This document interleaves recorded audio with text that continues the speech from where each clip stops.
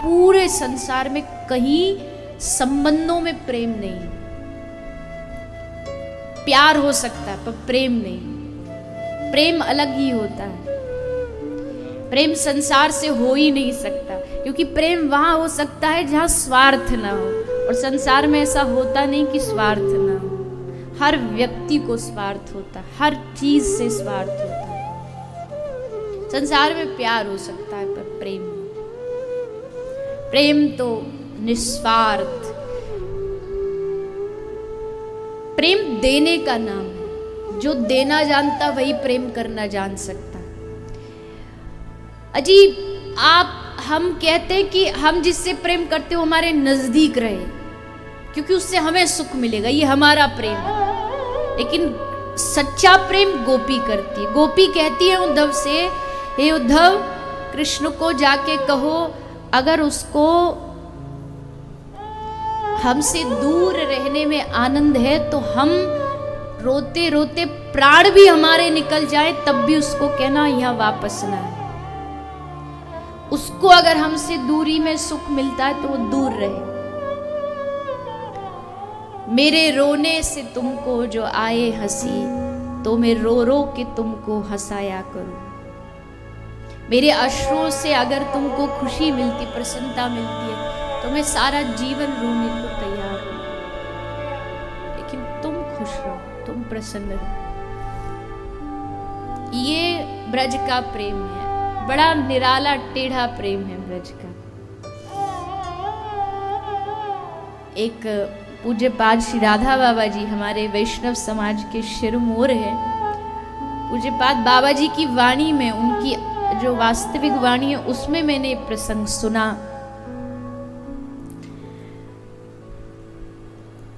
एक बार गोपियों का पूरा एक समूह बैठा था, सारी गोपी बैठी थी, सामने श्री राधा रानी बैठी थी। तो सब गोपियों ने राधा रानी से पूछा कि हे श्री जी, आपने तो श्याम सुंदर को देखा है, आप तो उनके नजदीक रहती हैं, हम तो केवल थोड़ा अगल बगल में रहते हैं, ज़्यादा देख नहीं पाते, तो अगर आप कृपा कर दो तो श्याम सुंदर की सारी जो सर्वांग शोभा है उसका एक बार वर्णन कर दो। नेत्र कैसे है, स्वरूप कैसा है, हम देख नहीं पाती, कम से कम सुन करके तो हम तृप्त हो जाएंगे। पर जैसे ही राधा रानी ने सुना तो राधा रानी के झरझर झरझर अश्रु बहने लगे, रोने लगी जोर जोर से। सारी सखी घबरा गई कि हमसे तो कोई गलती हो गई, माफ करो हे श्री राधा रानी, हे प्रियाजू क्षमा करो। अच्छा नहीं बताना तो मत बताओ, पर आप ऐसे परेशान ना हो, आप कोई अपराध हो गया हमसे। राधा रानी कहा नहीं नहीं नहीं, तुमसे अपराध नहीं हुआ, मैं तो अपने दुर्भाग्य पर रो रही हूं। सखी ने पूछा कैसा दुर्भाग्य?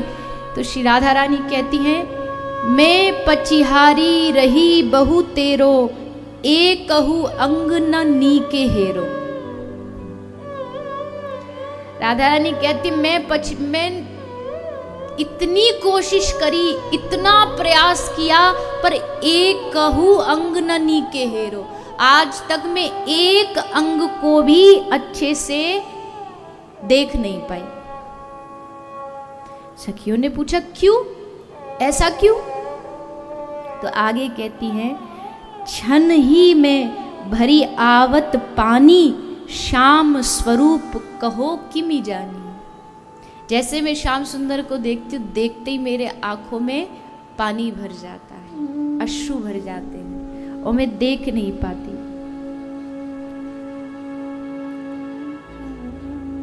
गोपी कहती है फिर कि हे राधा रानी, एक काम करो, दिल को थोड़ा कठोर कर लिया करो, हृदय को थोड़ा कठोर, हिम्मत करके कठोर कर लो। तो श्री जी कहती है वो भी मैंने कर लिया, वो भी मैंने कोशिश करके देख ली, लेकिन क्षण क्षण में शोभा पलटावे को सखी कहो कैसे उड़ावे। क्षण क्षण, हर क्षण जब उसे देखती हूँ, हर अगले क्षण उसका स्वरूप एकदम बदला बदला नजर आता है, हर क्षण बदल जाता है, क्षण क्षण में शोभा पलटावे। बताओ कैसे बता सकती हूँ? गोपी कहती है एक बार हिम्मत करके हृदय में भर लो, गागर में सागर को भर लो। तो राधा रानी कहती है चलो ठीक है, मैं ये भी कर लूं। अगली समस्या क्या है? अगली समस्या बड़ी सुंदर है। अगली समस्या है नयन दो छवि अमित अगाधा। नयन केवल दो है और छवि अमित अगाधा, अथाह प्रेम का समुद्र, और नयन केवल दो। उसमें भी नयन दो छवि अमित अगाधा, ता पर पलक करती हैं बाधा। नयन आंखें दो, उसमें भी समस्या ये पलकों की है। पलक गिर जाते हैं, आंखें बंद हो जाती, एक क्षण के लिए बस पलक झपका और लगा युग बीत गए, युग बीत गए। ब्रह्मा को कोसने लगी राधा रानी, नंददास सब जड़न की यह गति, कहा कि ओ ये पूत कमल को। पूत कमल को माने ब्रह्मा जी कमल से पैदा हुए हैं, तो कमल के पुत्र हैं।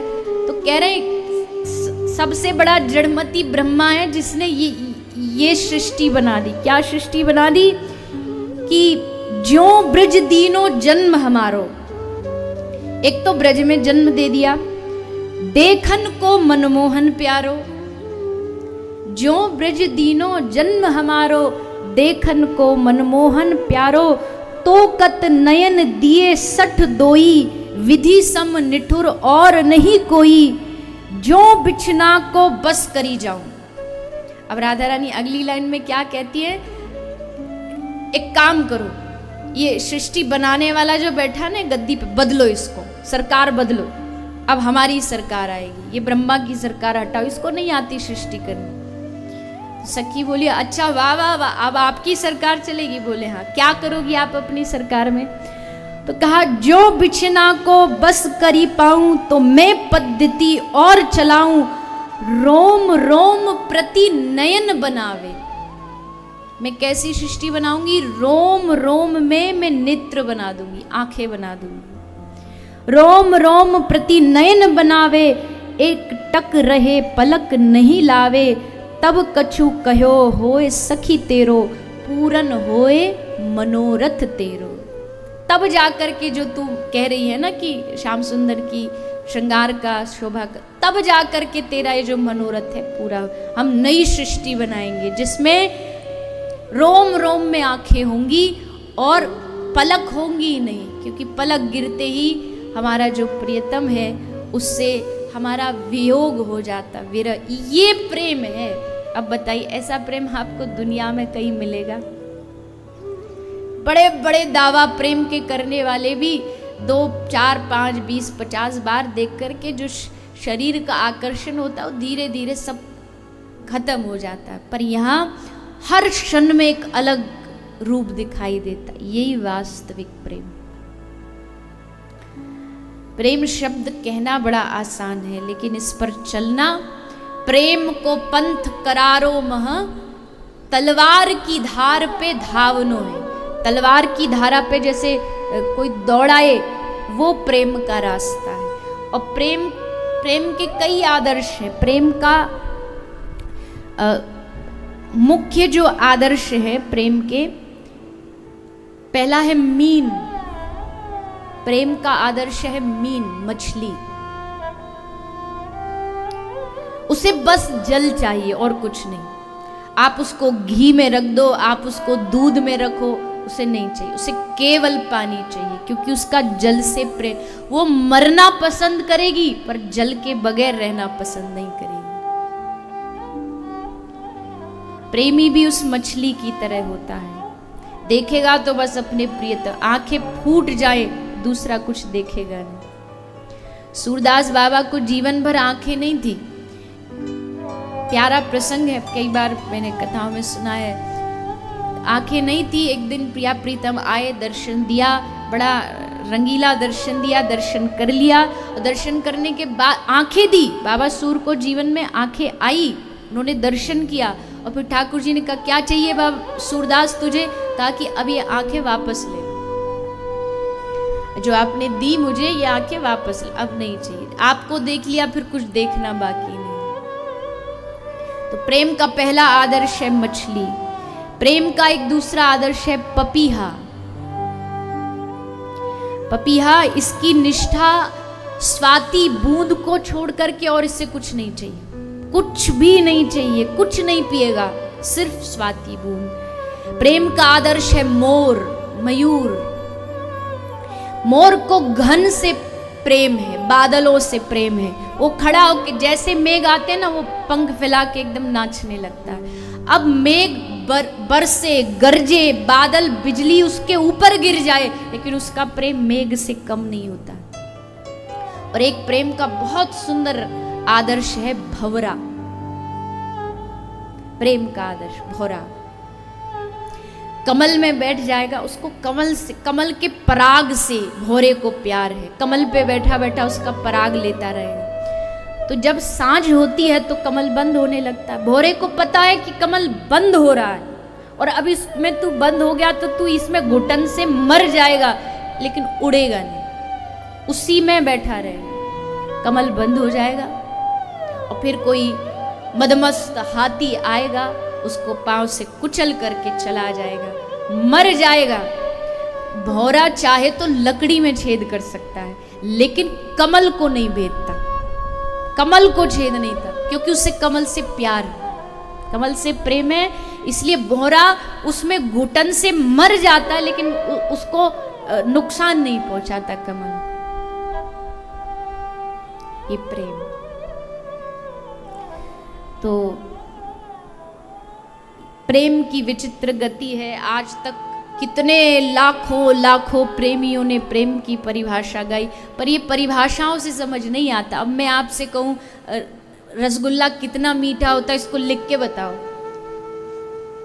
बता पाओगे? आप कहोगे चीनी जितना मीठा, मैं कहूँ चीनी कितनी मीठी है बताओ। आप कहो गुड़ जितनी, गुड़ कितना मीठा बताओ। रसगुल्ले की कोई मिठास की डेफिनेशन नहीं। रसगुल्ला कितना मीठा ये तो तभी पता चल सकता है जब एक उठाओ और मुंह में डालो, तब पता लगेगा कि रसगुल्ला कितना मीठा है। ये व्याख्याओं का मोहताज नहीं। प्रेम भी व्याख्याओं से बस पता चल सकता है कि हाँ प्रेम मुश्किल है, कठिन ये है वो, लेकिन प्रेम समझ में तभी आएगा जब उसका कोई अनुभव करेगा।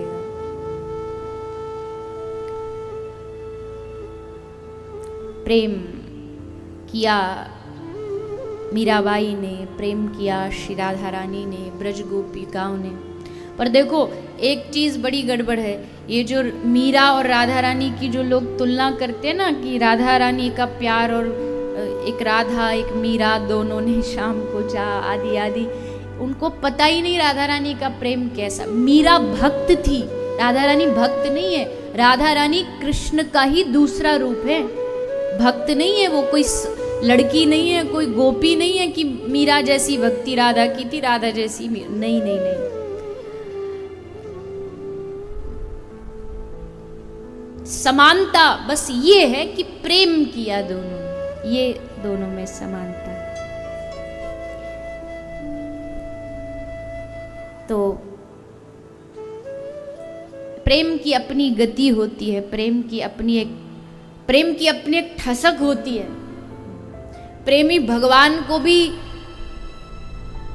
डांट दे, फटकार दे और भगवान चुप हो जाए। हमारे गौड़िया संप्रदाय के 6 गोस्वामी हुए, उनमें से एक गोस्वामी श्री रूप गोस्वामी है।